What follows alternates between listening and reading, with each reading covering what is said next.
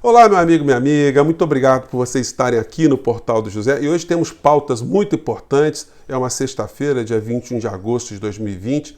Tem assuntos que vão acontecendo durante a semana e que hoje a gente sempre faz uma resenha, né? E você que está chegando agora, te convido a você se inscrever aqui no nosso portal, conhecer os nossos trabalhos, os nossos vídeos, as nossas lives e divulgar com seus amigos. Eu te garanto que você sempre vai ter um papo diferente daquele que é apresentado pelos meios de comunicação para conversar com as pessoas que você gosta de bater papo, né? Então vamos seguir em frente. Olha, toda sexta-feira eu faço uma avaliação da live do presidente, que acontece sempre às quintas-feiras. Por mais que a gente não goste da criatura, ele é o presidente da nação e ele é responsável direto pelas coisas que acontecem no âmbito da sua responsabilidade, sendo por responsabilidade direta dele ou pelas pessoas a quem ele delega poder. Como nós sabemos, tem uma área aqui no nosso país que ele não apita nada, porque é comandada pelos interesses internacionais por Paulo Guedes aqui no nosso país. Mas isso a gente vai tratar ao longo do nosso papo.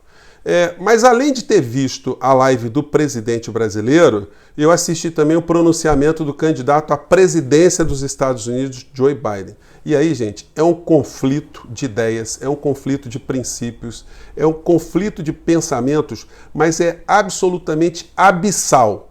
Se a gente pudesse considerar, ou puder considerar, que o bolsonarismo é uma linha política de extrema direita, a gente vai considerar Joe Biden uma pessoa de extrema esquerda.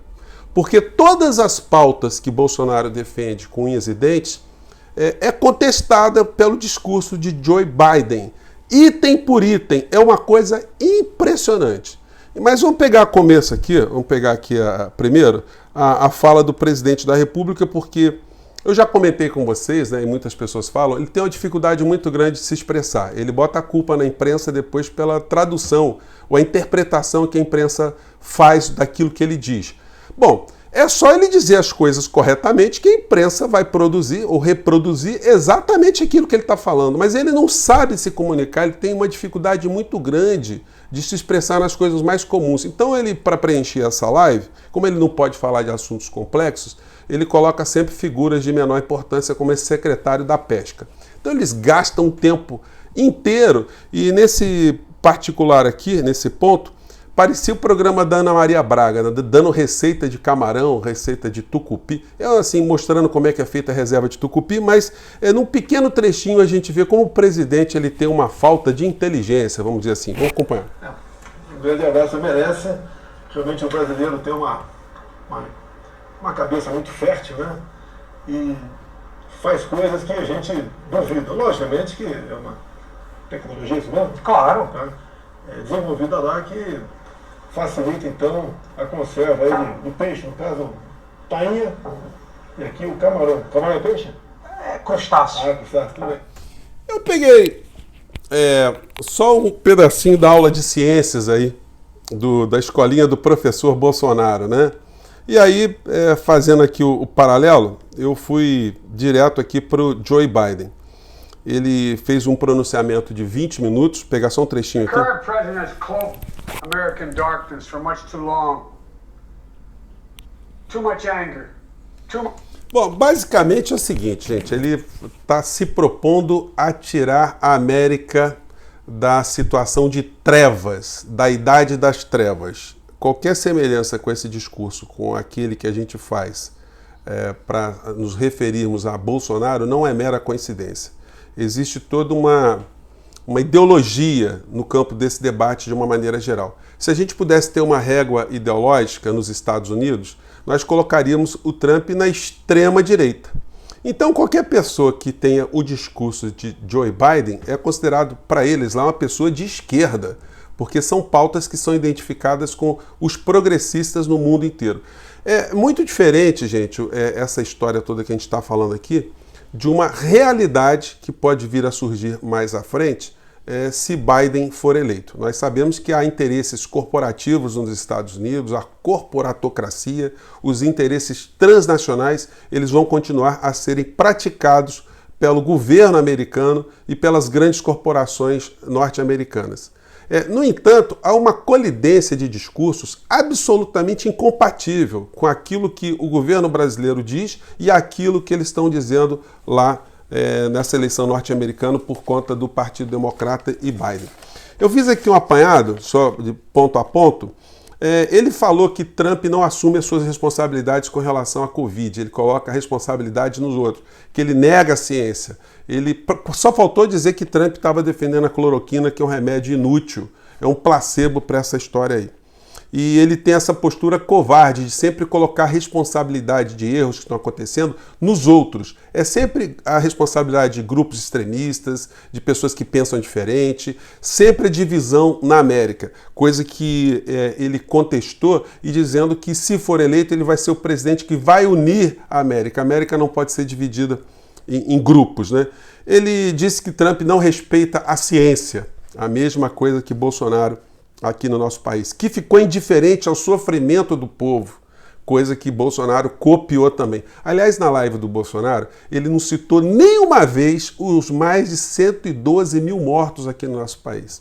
Nenhuma sílaba, nada, nada, nada. É um assunto como se não tivesse acontecendo aqui no nosso país. E eu já sublinhei com vocês que muito dessa aprovação que Bolsonaro recebeu nessa pesquisa do Datafolha tem a ver com o comportamento omissivo consciente que os meios de comunicação fizeram na cobertura da pandemia aqui no nosso país, porque em nenhum momento eles colocaram a responsabilidade direta nas costas do presidente da República. Ele surfou nessa história como se ele não tivesse nada a ver, ele acabou conseguindo reverter o pensamento de muitas pessoas que passaram a acreditar que a culpa de tudo que está acontecendo no Brasil é do Supremo Tribunal Federal, é dos governadores e prefeitos. Então, existe toda uma engenharia no meio dessa história consciente. Não pensem vocês que isso está sendo feito ao acaso, não. Ele falou mais uma vez que Trump semeou a divisão do povo e que a esperança é maior do que o medo.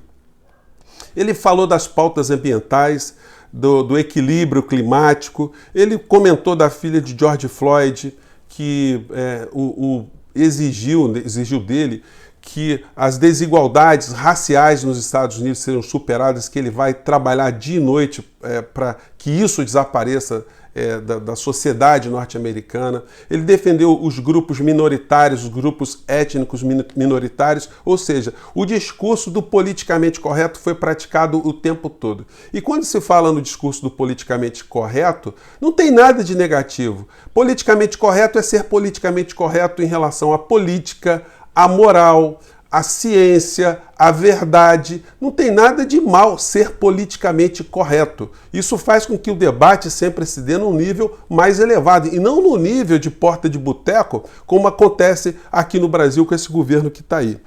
Ele falou da falta que faz assistência de saúde pública nos Estados Unidos, ou seja, uma pauta que seria considerado socialista, socializar a saúde para os americanos, a previdência social. Há 30 anos o salário mínimo nos Estados Unidos não sofre nenhum tipo de reajuste. Ele falou da empatia com as pessoas que morreram, ele fez um discurso muito acentuado, mostrando o vazio que fica nas pessoas que ficaram, a falta que os entes queridos fará para essas pessoas e como elas devem reagir, como elas devem manter a esperança. Ele falou das mudanças climáticas, de direitos humanos, a expressão que o pessoal do governo brasileiro não tem nem ideia o que significa. Falou em taxar os super ricos, coisa também que o governo aqui nem pensa também, né? Falou de elaborar um plano de combate ao vírus, coisa que o Trump não está fazendo. E no final da convenção, todos eles saíram com máscaras para proteção, né? Que mostra bem que há um descompasso abissal entre aquilo que acontece no Brasil, que é uma cópia piorada daquilo que acontece no governo Trump, né? Então nós vamos ter aí um grande embate. O que ligará no futuro o governo americano ao governo brasileiro? Evidentemente, só podem ser alguns interesses comerciais, porque não há nenhuma linha de aproximação. Em todas as áreas há um conflito e foi dado um recado, né? Foi dado um recado para os americanos e esse recado, reflexamente, ele bate muito duro aqui no Brasil, bate muito duro na cara do presidente brasileiro e dos seus seguidores, que estão todos calados, né? Eles deram uma sumida muito forte porque estão acontecendo coisas muito importantes no mundo. Bom, e aí a gente vai para a segunda fase aqui da nossa pauta. Ontem a gente viu que foi preso o Steve Bannon. A família Bolsonaro vai ignorar que conhece o Bannon, que fez jantar para o Bannon, que o Bannon nomeou o Eduardo Bolsonaro para os seus interesses aqui na América Latina, né? O Steve Bannon é uma espécie de Queiroz do Trump. Ele fez a rachadona lá com o dinheiro que ele arrecadou para construir o muro da vergonha dividindo o México dos Estados Unidos. A justiça americana o pegou e tem uma coisa também, semelhanças muito interessantes, né, do Queiroz norte-americano. Assim que Trump perder as eleições, Bannon perde todas as suas garantias, todas as suas proteções políticas que pode ter, porque Trump tem interesse em ocultar o seu Queiroz, ou coisas que o seu Queiroz fez ao longo da sua vida.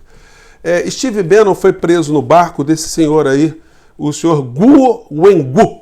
Quem é o senhor Guo Wengu? O Financial Times o chama de foragido chinês, porque ele na China é procurado por corrupção, suborno, sequestro, lavagem de dinheiro e estupro. Steve Bannon foi preso no barco do senhor Guo Wengu, que é esse barquinho aqui simpático, que custa 35 milhões de dólares. Então ele é sócio do Steve Bannon. Steve Bannon pagou uma fiança de 5 milhões de dólares. Esse é o Queiroz de primeiro mundo. E aqui no Brasil, nós temos o Queiroz de terceiro mundo e a família com as suas queirozices, né? Ou queirozices, aqui no cotidiano. A loja de chocolates de Flávio Bolsonaro rendeu 1.512 depósitos em dinheiro em caixas eletrônicos. É uma coisa muito sui generis, é aquilo que eu digo para vocês. Quando essa blindagem da família desaparecer, as coisas vão eclodir, porque o Brasil, se pegar, como vai pegar, uma crise econômica e uma crise social e um desmantelamento de várias estruturas, quando o povo perceber que esse governo foi um grande engodo, foi uma grande destruição de valores brasileiros, olha, o povo vai querer algum tipo de vingança, vai querer algum tipo de responsabilização. Ao final de novembro, eu já disse para vocês, se o Brasil continuar a ter 1.000 mortes por dia, nós vamos chegar a 200 mil mortos pela Covid. Isso tudo, gente, vai ter um responsável que vai ser cobrado. Lá na frente vai ter demanda judicial por conta desse tipo de situação. Todas as falcatruas que acontecem na superestrutura, porque eles estão se ufanando muito que no varejinho, nas rachadinhas dentro da administração pública, a corrupção não está aparecendo. Mas vocês acham que a entrega do patrimônio brasileiro, que gira bilhões de dólares, isso está sendo feito sem nenhum tipo de favorecimento pessoal? Vocês acham que é patriotismo que toca o interesse dessa gente toda? Então isso tudo vai eclodir, gente. Então não percam as esperanças, vocês vão vendo que o mundo passa por situações cíclicas e quando a gente tem uma coisa muito negativa que está nos martelando o tempo todo, isso faz com que a gente se vacine, a gente se organize para nunca mais deixar esse tipo de coisa acontecer no nosso país e na civilização, né? Os jornais continuam todos atrelados à pauta econômica do governo Bolsonaro e esses bolsonaristas que estão nas redes são ridículos, gente, vocês me desculpem, são ridículos. Eles acham que há algum tipo de conflito entre Bolsonaro e o grande interesse econômico do nosso país. Nunca o grande interesse ganhou tanto dinheiro. Aliás, Biden falou isso lá no discurso dele, né? Que lá nos Estados Unidos, na pandemia, enquanto muitos perderam, poucos ganharam muito dinheiro, como acontece aqui no Brasil também. E os poucos que ganham muito dinheiro estão todos unidos.